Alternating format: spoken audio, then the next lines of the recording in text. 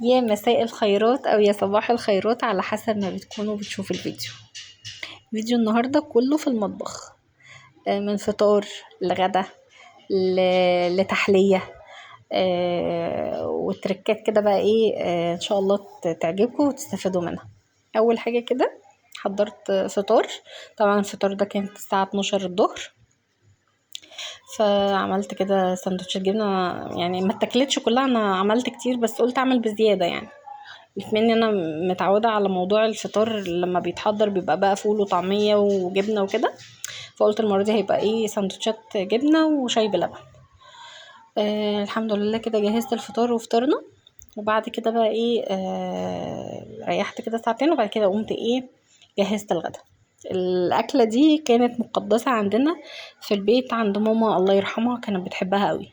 ربنا يرحمها يا رب ويغفر لها ويجعل مأواها الجنه. كان هافف عليا جدا الأكلة دي. أكلة رز بالشعرية وبطاطس معمولة طبيخ. انا في مره واحده صاحبتي كلتها عندي استغربت ان البطاطس بتتعمل طبيخ، هي واخده ان البطاطس بتتعمل صينيه بس، فمش عارفه فعلا بقى الموضوع ده عند الناس كلها ولا عندنا احنا بس.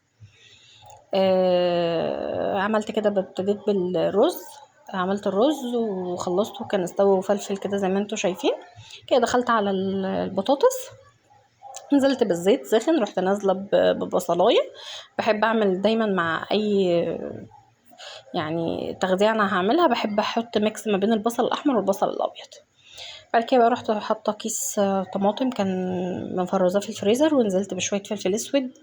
بعد يعني ما فك كده وخد غلوه، نزلت فلفل اسود وشويه كزبره ناشفه وشويه سنه كمون بسيطه وشويه ملح، واحده مرقه دجاج.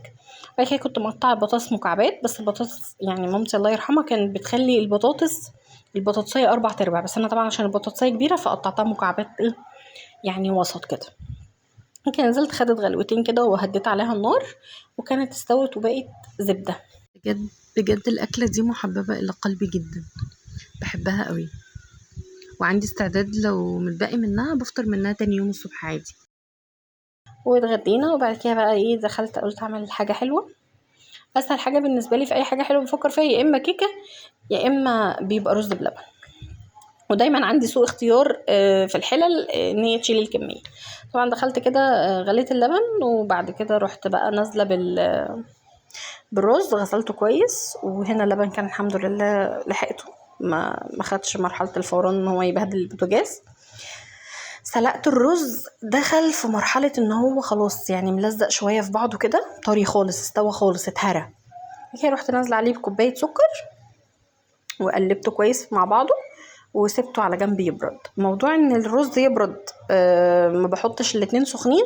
النشا بتاعت الرز انا بحسها كده سبحان الله بتزيد، يعني لما بحط الاتنين سخنين مع بعض لا بيبقى خفيف، وانا اصلا ما بحطش نشا.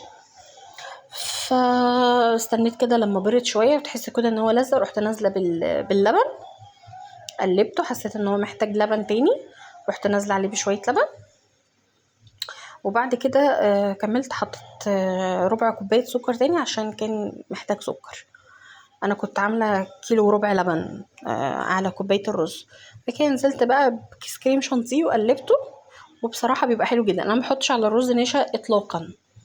بعد كده قلبته كويس لحد ما اتاكدت ان النشا قصدي سوري الكريم شانتيه داب كويس مع الرز واللبن. رحت نازله بكيسين فانيليا، قلبتهم مع بعض، وكده الرز بقى جاهز. حطيته في الاطباق، وكنت واخده كده معلقتين قشطه وش اللبن نزلت بيهم. بص قوامه حلو جدا، ولا تقيل ولا خفيف، ولما بيبقى في التلاجة طبعا بيتقل، فبيبقى حلو قوي، مش بيبقى محتاج نشا.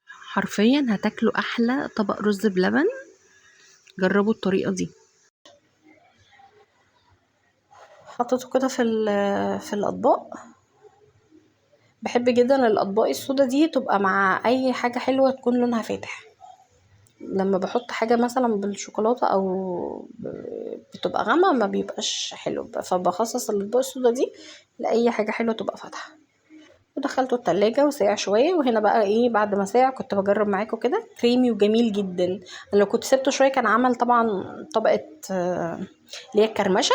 والكرمشه دي بتيجي من ان انتي تحطي اللبن بخير وما تكونيش شايله منه القشطه بتاعته. وانا ما شاء الله بجيب لبن حلو قوي، واحد عندنا هنا بيبيعه حلو قوي، بيبقى دسمه حلو كويس. فبص كريمي وجميل جدا.